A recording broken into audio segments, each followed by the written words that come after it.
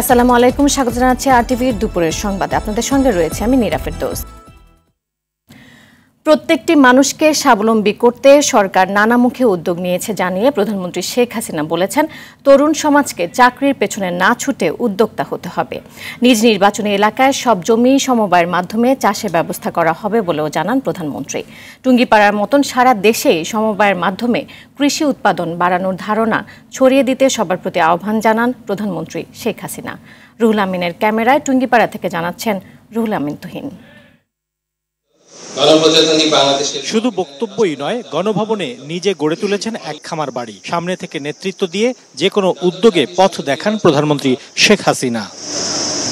এবার উদ্যোগ নিয়েছেন সমবায় ভিত্তিক কৃষির, আর সেখানেও পথ প্রদর্শক তিনি নিজে। নিজের পৈতৃক জমি ও প্রতিবেশীদের জমি নিয়ে শুরু করেছেন সমবায় ভিত্তিক কৃষি চাষ। দাড়িয়ারকুল আমার বাড়ি আমার খামার প্রকল্পের উপদেষ্টা হিসেবে সমবায় সদস্যদের সঙ্গে মতবিনিময় করেন প্রধানমন্ত্রী শেখ হাসিনা। যে কোনো উদ্যোগ নিজে করে দেখাতে হয় জানিয়ে প্রধানমন্ত্রী বলেন, দেশকে স্বাবলম্বী করতে বহুমুখী উদ্যোগ নেওয়া হয়েছে। নিজ নিজ এলাকায় আমার বাড়ি আমার প্রকল্প বাস্তবায়নে নেতাকর্মীদের নির্দেশ দেন প্রধানমন্ত্রী। আশা করি বাংলাদেশে কোনো মানুষ আর দরিদ্র থাকবে না, কারো কাছে মাথা নিচু করে চলতে হবে না, মাথা উঁচু করে চলতে পারবে এবং আমাদের দেশটাও চলতে পারবে। পেনশন স্কিমে সবাইকে অন্তর্ভুক্ত হওয়ার তাগিদ দিয়ে প্রধানমন্ত্রী বলেন, শুধু বর্তমান নয়, এতে ভবিষ্যৎ সুরক্ষিত করছে সরকার। পেনশন স্কিমে যোগ দিলে আর ভাতার উপরে ধীরে ধীরে ভাতার উপরে নির্ভরশীল থাকতে হবে না, ধীরে ধীরে তার নিজের পায়ে দাঁড়াতে পারবে, একটা মর্যাদা নিয়ে সমাজে বাঁচতে পারবে। সেই জন্য এই বিশেষ ব্যবস্থাটা আমি করে দিচ্ছি এবং আমার মনে করি আমাদের রাজনৈতিক নেতাকর্মীদের এতে এই পেনশন স্কিমে যদি সে পয়সা জমাতে শুরু করেন তাহলে ভবিষ্যতে আর কষ্ট পেতে হবে না, সেটা হলো বাস্তবতা। তাছাড়া নিজেরা যারা ব্যবসা বাণিজ্য করবেন। পরে সমিতির সদস্যদের মধ্যে কৃষি উপকরণ ও তাদের সন্তানদের শিক্ষা সহায়তা দেন প্রধানমন্ত্রী। এর আগে টুঙ্গিপাড়ায় পৌঁছে পিতা বঙ্গবন্ধু শেখ মুজিবুর রহমানের সমাধিতে শ্রদ্ধা জানান শেখ হাসিনা। পরে পরিবারের সদস্যদের নিয়ে 1975-এর 15ই আগস্টের শহীদদের জন্য দোয়া করেন তিনি। রুহুল আমিন তুহিন, আরটিভি, টুঙ্গিপাড়া, গোপালগঞ্জ।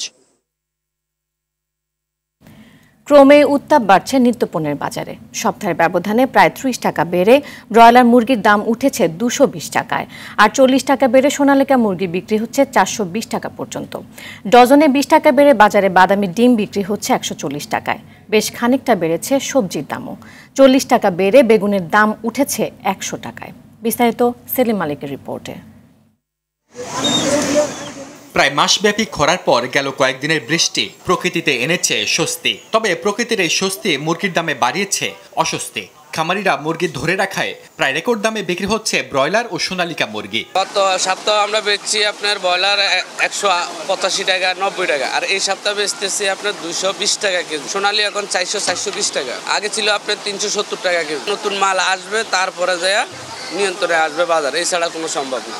একই কারণ দেখে ডিমের দাম বাড়িয়েছেন বিক্রেতারাও। সপ্তাহের ব্যবধানে বাদামি ডিমে বেড়েছে 20 টাকা আর সাদা ডিমে 15 টাকা। গত সপ্তাহে 120 টাকা ছিল, 25 টাকা ছিল। এই সপ্তাহে হচ্ছে লাল ডিম 140 টাকা ডজন, সাদা ডিম ছিল 110 টাকা ডজন, সাদা ডিম হচ্ছে 125 টাকা ডজন। এদিকে বোরোর ভরা মৌসুমেও চালের দাম কমার আভাস নেই। বিক্রেতারা বলছেন, গেলবারের চেয়ে এবার চালের দাম কেজিতে প্রায় 10 টাকা বেশি। 28 সালে আমরা বিক্রি করছি 38 থেকে 40 টাকা, আর এইবারকে এখনো 28 সাল থেকে 50 থেকে 52 টাকা 28 সাল। মিনিকেটটা প্রতি বছর আমরা গত সিজনে আমরা বিক্রি করছি মনে করেন 58 থেকে 60 টাকা, আর মিনিকেটটা এখনো 66 থেকে 67 টাকা। কুরবানি ঈদকে সামনে রেখে আগে ভাগে বাড়ছে মশলার দাম।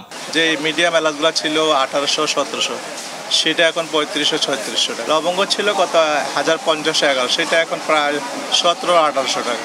এক মাসের বেশি সময় ধরে 40 থেকে 60 টাকায় বিক্রি হওয়া সবজির দাম বাড়তে শুরু করেছে। ভারতীয় পেঁয়াজ আমদানির পরও বেড়েছে দেশি পেঁয়াজের দর। পেঁপে 50 থেকে 60 টাকা, এই সপ্তাহে হলো আপনার 80 থেকে 90 টাকা। পেঁয়াজের দাম গত সপ্তাহে ছিল 65 টাকা, আর এই সপ্তাহে 75 টাকা। আদা গত সপ্তাহে ছিল 220, এই সপ্তাহে 240।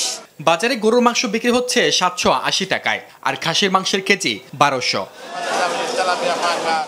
সেলিম মালিক, আরটিভি, ঢাকা।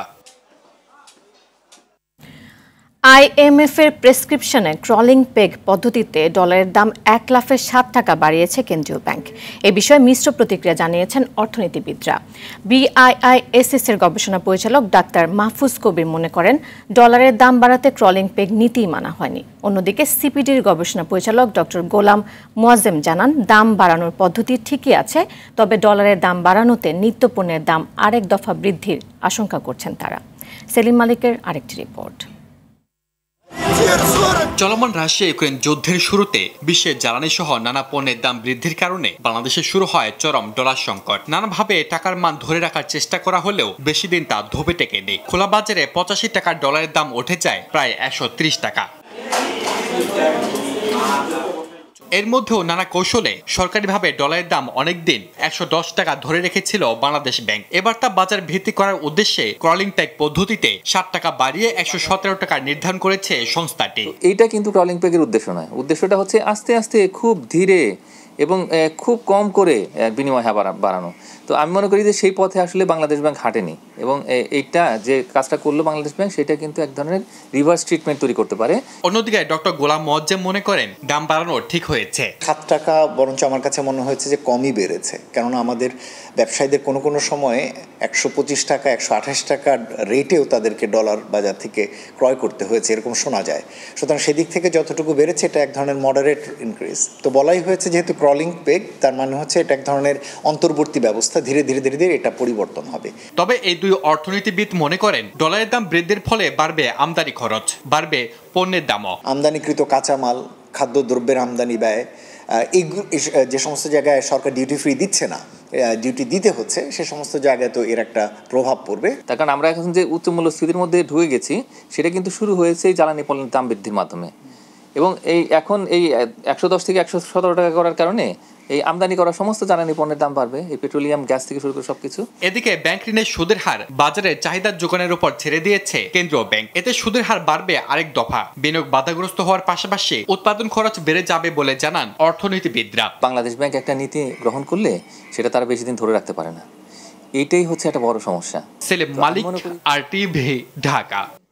শেষ হয়েছে ষষ্ঠ উপজেলা পরিষদ নির্বাচনের প্রথম ধাপ। এই নির্বাচন নিয়ে চলছে নানা বিশ্লেষণ। এবারে নির্বাচন বড় ধরনের কোনো সংঘাত ছাড়া শেষ হলেও ভোটার উপস্থিতি ছিল একেবারেই কম।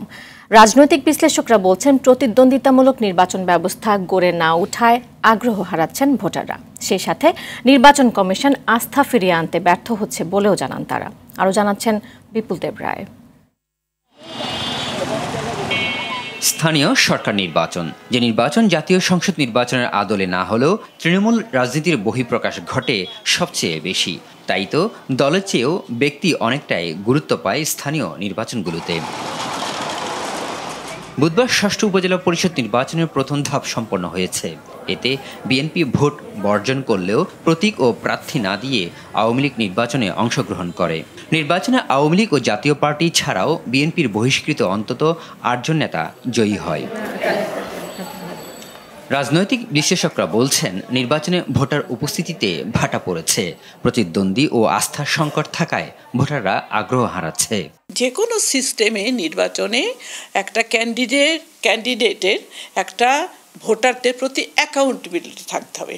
এমনকি এমন হচ্ছে যে রাজনৈতিক দলগুলি অ্যাকাউন্টেবল না, যে জন্য আমি মনে করি এই জন্য আরও ভোটের সংখ্যা কমে যাচ্ছে। প্রতিদ্বন্দ্বিতা ওই অর্থে নেই।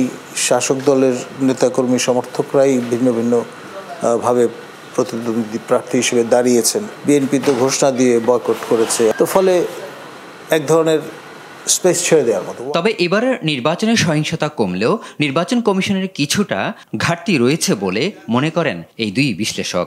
আমি চাই যে নির্বাচন কমিশন যে নির্বাচন করবে নিশ্চিত সুষ্ঠু, অবাধ, নিরপেক্ষ, সম্পূর্ণ একটা নির্বাচন করবেন, যেখানে কোনো প্রশ্ন উঠবে না, তর্কের ঊর্ধ্বে কোনো নির্বাচন হবে না। কেউ যদি বলে থাকে যে এবার সংঘর্ষ কম, সেটাও আমি বলবো যে সেটাও ভুল কথা। প্রশাসনে যারা আছেন এরা দৃঢ় প্রতিজ্ঞ, কোনো অবস্থায় আপনার জাল ভোট কিংবা কেন্দ্র দখল, নানানভাবে হামলে পড়া কেন্দ্রের বাইরে, এগুলো তারা অ্যালাউ করবেন না। নির্বাচনকে অর্থবহ করতে সকল দলকে নির্বাচনে অংশগ্রহণের পাশাপাশি ভোটাররা কেন ভোট দিবে সেটি কাউন্সেলিং করা প্রয়োজন বলে মনে করছেন রাজনৈতিক বিশ্লেষকরা। আমাদের দেশের ভোটাররা জানেই না যে সে কেন ভোট দিবে। বিপুল দেবরাই, RTV, ঢাকা। দলের চেয়ারপারসন খালেদা জিয়ার সুচিকিৎসা সহ নিঃশর্ত মুক্তি ও কারাবন্দী নেতাদের মুক্তির দাবিতে সমাবেশ মিছিল করবে ঢাকা মহানগর দক্ষিণ বিএনপি। বিকেল ৩টায় নয়াপল্টনে দলের কেন্দ্রীয় কার্যালয়ের সামনে এই সমাবেশে প্রধান অতিথি থাকবেন স্থায়ী কমিটির সদস্য গয়েশ্বরচন্দ্র রায়। কর্মসূচি ঘিরে ব্যাপক প্রস্তুতির কথা জানিয়েছেন দক্ষিণ বিএনপির আহ্বায়ক আব্দুস সালাম। বিএনপি চেয়ারপারসন খালেদা জিয়ার সুচিকিৎসা সহ নিঃশর্ত মুক্তি, ভারপ্রাপ্ত চেয়ারম্যান তারেক রহমানের মিথ্যা মামলা প্রত্যাহার, মহানগর নেতা নবীউল্লাহ নবী সহ রাজবন্দীদের মুক্তির দাবিতে এই সমাবেশ ডেকেছে সংগঠনটি। 19টি শর্তে বিএনপিকে সমাবেশে অনুমতি দিয়েছে ডিএমপি।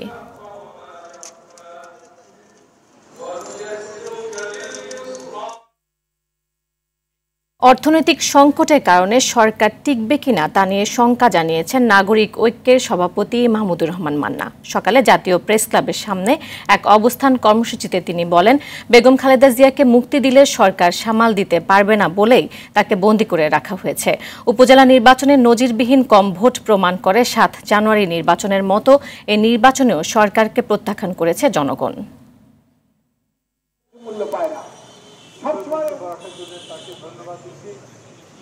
এই সরকার বর্তমানে খুব গাজুরি করে বেগম জিয়াকে জেলে আটকে রেখেছে। ওনার উপরে যে অন্যায়টা করা হচ্ছে, লক্ষ কোটি টাকা পাচার করে তাদের নামে একটা ইনভেস্টিগেশন হয় না, অথচ তাকে চিকিৎসা পর্যন্ত করতে দেওয়া হবে না। বেগম জিয়া পালিয়ে যাবেন।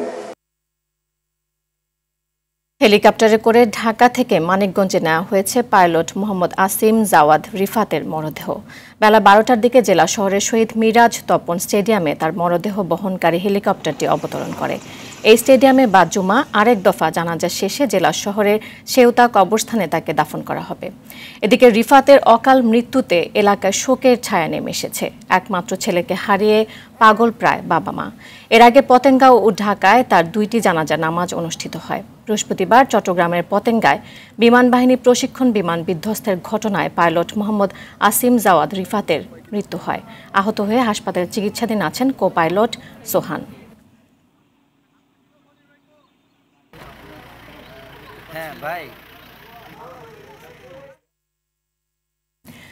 দর্শক, এই মুহূর্তে মানিকগঞ্জ থেকে সরাসরি যোগ দিচ্ছেন সহকর্মী জাহাঙ্গীর আলম বিশ্বাস।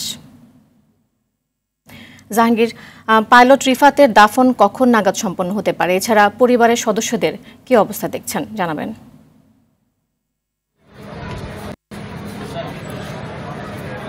নীরা, আমরা দেখেছি যে আজ দুপুর 12টার দিকে হেলিকপ্টার যোগে নিহত পাইলটের মরদেহ মানিকগঞ্জের শহীদ মিরাজ তপন স্টেডিয়ামে অবতরণ করে এবং এরপর বিভিন্ন এলাকা থেকে আত্মীয় স্বজন এবং বিভিন্ন শ্রেণী পেশার মানুষ তাকে একবার দেখার জন্য এখানে ভিড় করে।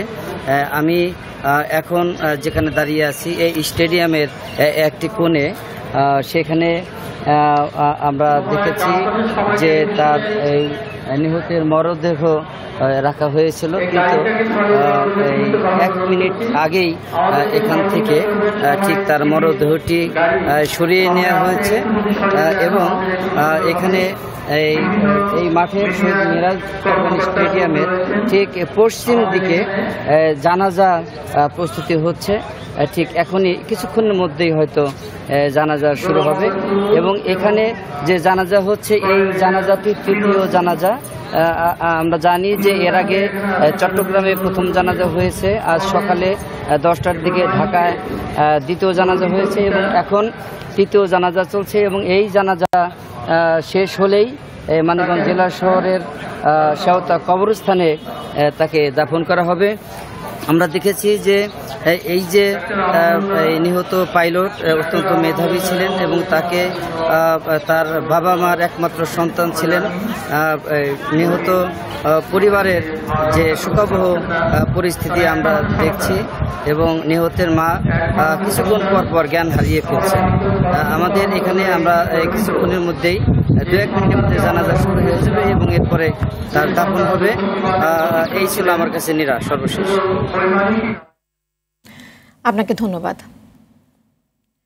বাংলাদেশের মতন সম্প্রীতির দেশ পৃথিবীর কোথাও নেই, এমন মন্তব্য করে স্বাস্থ্যমন্ত্রী সামন্ত লাল সেন বলেছেন তিনি তার দায়িত্ব সঠিকভাবে পালনের চেষ্টা করে যাবেন। দুপুরে রাজধানীর ঢাকেশ্বরী মন্দিরে মহানগর সার্বজনীন পূজা কমিটির দ্বিবার্ষিক সম্মেলনে এসব কথা বলেন তিনি। এ সময় ঢাকেশ্বরী মন্দিরে ফ্রি হেলথ ক্যাম্প চালু করার আশ্বাস দেন স্বাস্থ্যমন্ত্রী।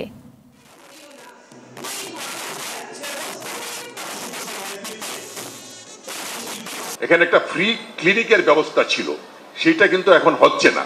আমার মনে হয় এটা চালু করা উচিত।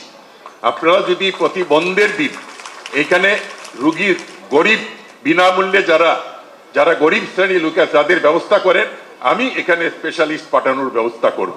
আমি আমার কাজ করে যাচ্ছি, আপনারা আমাকে আশীর্বাদ করবেন আমি যেন আমার লক্ষ্যে পৌঁছতে পারি। আজ দেশের 6 বিভাগের অনেক স্থানে বৃষ্টি হতে পারে।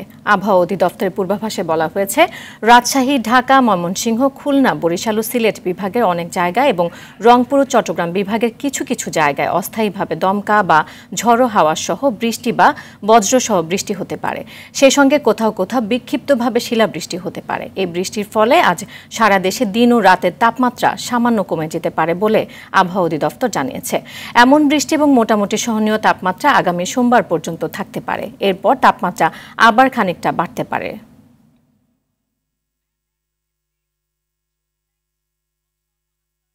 এদিকে ফরিদপুরের বোয়ালমারী ও আলফাডাঙ্গা উপজেলায় কালবৈশাখী ঝড়ের তাণ্ডবে বিদ্যুৎবিহীন হয়ে পড়েছে প্রায় শতাধিক গ্রাম। আহত হন বেশ কয়েকজন। বৃহস্পতিবার বিকেলে প্রায় 20 মিনিটের ঝড়ে গাছপালা ও বৈদ্যুতিক খুঁটি উপড়ে বন্ধ হয়ে পড়েছে বিদ্যুৎ সরবরাহ। এছাড়াও কাঁচা পাকা ঘরবাড়ি সহ বিভিন্ন ফসলের ক্ষতি হয়েছে। এ সময় বোয়ালমারী ও আলফাডাঙ্গা সড়কেও আটকা পড়ে শত শত যানবাহন। বোয়ালমারী ফায়ার সার্ভিসের স্টেশন ম্যানেজার আব্দুস সাত্তার জানান, ঝড়ে গাছপালা ভেঙে যান চলাচল বন্ধ হয়ে যায়। গাছ সরিয়ে নেওয়ার চলাচল স্বাভাবিক করা হচ্ছে। বিভিন্ন স্থানে ফসলের ক্ষয়ক্ষতি হয়েছে বলে জানায় কৃষকরা।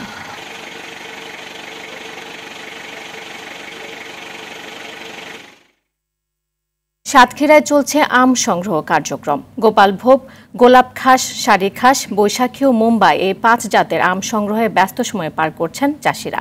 বৃহস্পতিবার দুপুরে সদর উপজেলার কুখরালির চাষি মুকসেদ মোড়লের বাগানে আম সংগ্রহের মাধ্যমে চলতি মৌসুমের কার্যক্রমের উদ্বোধন করেন সদর উপজেলা নির্বাহী কর্মকর্তা সোহাইব আহমেদ। এ সময় জেলা কৃষি সম্প্রসারণ অধিদপ্তর অতিরিক্ত উপপরিচালক ইকবাল আহমেদ সহ কর্মকর্তারা উপস্থিত ছিলেন। আগামীকাল 11 মে গোবিন্দভোগ আম সংগ্রহ করতে পারবে চাষিরা। এরপর 22 মে হিমসাগর, 29 মে ন্যাংরা এবং 10 জুন থেকে আম্রপালি সংগ্রহ করা যাবে। সুস্বাদু খুব না?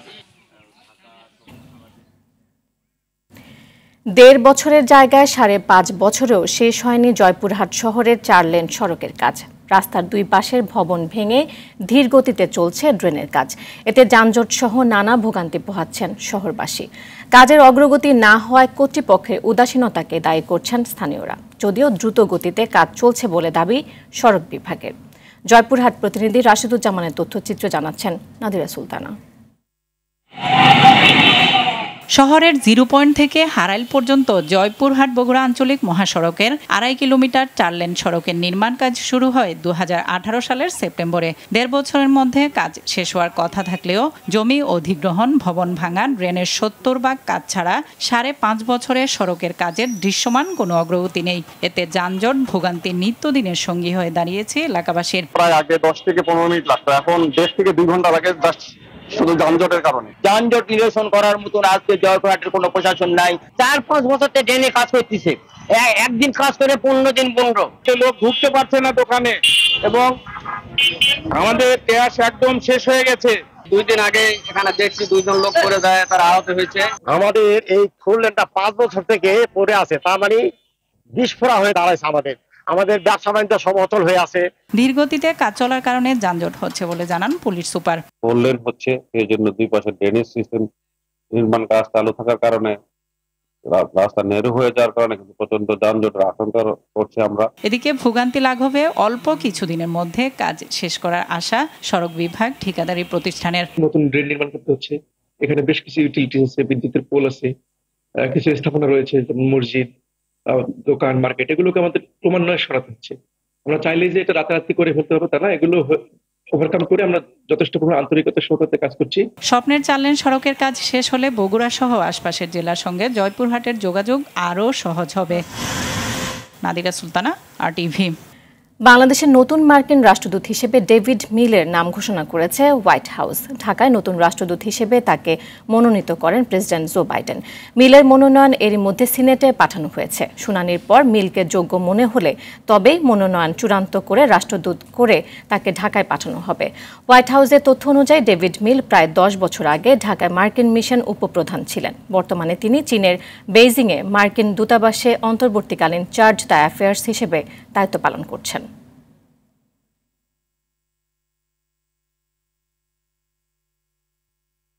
এবার খেলার খবর, ক্রিকেট।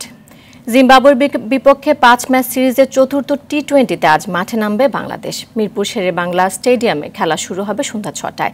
বিশ্বকাপে নিজেদের পরখ করে নেওয়ার শেষ সুযোগটা কাজে লাগাতে চায় টিম টাইগার। স্কোয়াডে ফিরেছেন সাকিব আল হাসান, সৌম্য সরকার ও মুস্তাফিজুর রহমান। বিস্তারিত নাজমুস সাকিবের রিপোর্টে। চট্টগ্রামে সিরিজের প্রথম 3 ম্যাচে জয় পেলেও হতাশ করে টপ অর্ডারদের ব্যাট। বোলারদের দাপটে ঢাকা পড়ে ব্যাটারদের সেই ব্যর্থতা। বিশ্বকাপের আগে নিজেদের ঝালিয়ে নেয়ার শেষ সিরিজে ব্যাটারদের অফ ফর্মে চিন্তিত দলও। মিরপুরে ম্যাচ পূর্ববর্তী সংবাদ সম্মেলনে সে কথা স্বীকার করলেন পেসার তাসকিন আহমেদ। ব্যাটিং বা বোলিং যেদিনই খারাপ হয়, বাইরের ফ্যান্স বা বাইরের যারাই আছেন সবার থেকে বেশি ডিসঅ্যাপয়েন্টেড কিন্তু আমরা সবার আগে, কারণ দিন শেষে আমাদেরই খেলতে হয় এবং আমরা কিন্তু কনসিস্টেন্টলি কাজ করেই যাচ্ছি কিভাবে আমাদের ব্যাটিং বা বোলিং আরো ইমপ্রুভ করা যায়।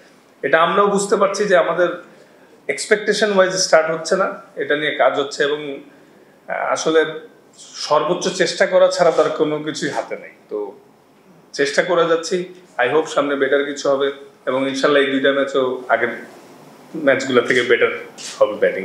নিজেদের ফিরে পেতে মিরপুর হতে পারে আদর্শ। অনুশীলনেও দেখা যায় ব্যাটারদের নিয়ে কোচের সিরিয়াসনেস। সিরিজের চতুর্থ ম্যাচের আগে ব্যাটিংয়ে বাড়তি মনোযোগী হাতুরু সিং এর শিষ্যরা। ব্যাটাররা হতাশ করলেও নিজেদের জাত চেনাতে ভুল করেননি পেসাররা। শেষ 2 ম্যাচে সেই ছন্দটা ধরে রাখতে বদ্ধপরিকর লাল সবুজের গতি তারকারা। যেখানেই খেলতে নেমে, যাদের সাথে খেলতে নেমে সর্বপ্রথম লক্ষ্য থাকে জিতা। আর আসলে আমাদের প্রত্যেকটা প্লেয়ারই ইন্ডিভিজুয়াল আলাদা আলাদা রোল আছে, সে তার রোলটা অনুযায়ী খেলার চেষ্টা করে। সামটাইমস বেটার এক্সিকিউট হয়, সামটাইমস কম। আমি শিওর যে সবাই এটাই চেষ্টা করবে এবং যার যেই নতুন স্কিল আছে ওগুলা এক্সপেরিমেন্ট করার ভালো একটা সুযোগ এই 2টা ম্যাচ। আমি শিওর আমরা সবাই সেটা চেষ্টাও করবো ইনশাআল্লাহ। তবে পেসাররা কেমন করবে তা নির্ভর করছে পিচের আচরণের উপর। নাজমুস সাকিব, RTV, ঢাকা। দর্শক, দুপুরের সংবাদ এ পর্যন্তই। RTVর সবশেষ সংবাদ জানতে যে কোনো মোবাইল ফোন থেকে 2414 নাম্বারে ডায়াল করুন। জেলা সংবাদ বিকেল 4:45টায় দেখার আমন্ত্রণ রইল। এতক্ষণ সাথে থাকার জন্য ধন্যবাদ সবাইকে।